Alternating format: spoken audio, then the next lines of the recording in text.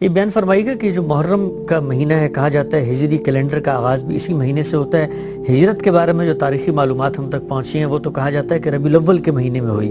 تو پھر ہجرت کے کیلنڈر کا آغاز محرم کے مہینے سے کیسے ہو جاتا ہے؟ تاریخی معلومات جو کچھ ہمیں حاصل ہیں وہ یہ ہیں کہ جب یہ معاملہ زیر بحث آیا کہ اب مسلمانوں کا اپنا کوئی کیلنڈر ہونا چاہیے، اپنی کوئی تقویم ہونی چاہیے، اور سیدنا عمر کے زمانے میں اس کا فیصلہ کرنے کی ضرورت محسوس ہوئی، تو ساری تجاویز زیر بحث آئیں۔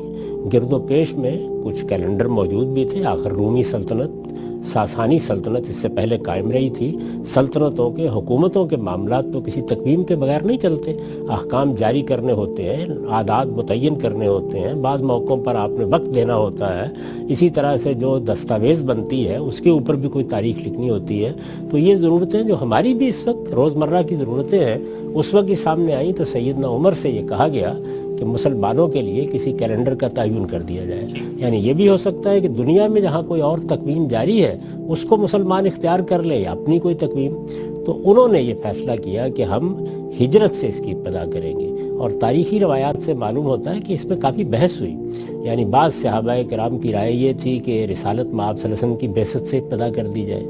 بعض نے کچھ دوسری آراء بھی دی۔ اس پر اتفاق ہو گیا کہ ہجرت سے اس کو، کیونکہ ہجرت ہی در حقیقت مسلمانوں کی ریاست کی ابتدا ہے، تو اس میں بڑی معنویت ہے کہ اس سے پہلے تو یہ دعوت تھی، ایک پیغام تھا، لیکن جب اس نے باقاعدہ ایک اجتماعی نظم کی صورت اختیار کی اور اصل میں تقویم اسی کی ضرورت بھی ہوتی ہے، تو پھر اس کی ابتدا بھی وہیں سے ہونی چاہیے۔ یعنی یہ گویا مسلمانوں کے اقتدار کی نوید تھی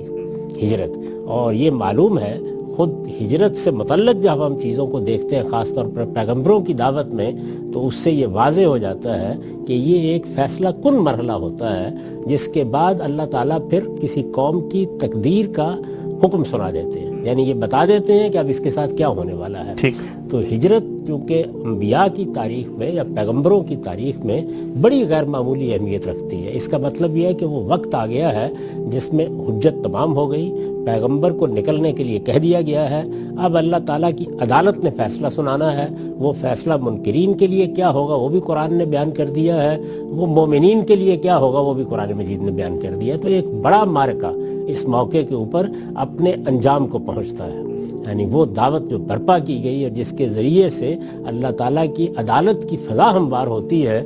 وہ موقع ہے جو ہجرت کے نتیجے میں آ جاتا ہے۔ چنانچہ اسی کا انتخاب صحابہ کرام نے کیا، اور میرے خیال میں بہت صحیح انتخاب کیا، اسی سے ابتدا کرنی چاہیے تھی۔ اب جس طرح کہ آپ نے یہ بیان فرمایا ہے کہ وہ تو مہینہ ابتدائی مہینہ نہیں تھا، تو یہ معلوم کیا گیا، اور ظاہر ہے کہ عرب اس بات کو جانتے تھے کہ عربوں کے ہاں یہ تقویم محرم سے شروع ہوتی تھی، اچھا پہلے سے یہی طریقہ تھا۔ تو اس میں پھر یہ سوال ہوا کہ جو تاریخ ہے اس کو اگر ہم ہجرت سے شروع کرتے ہیں تو پھر تقویم کا پورا نظام نیا بنے گا،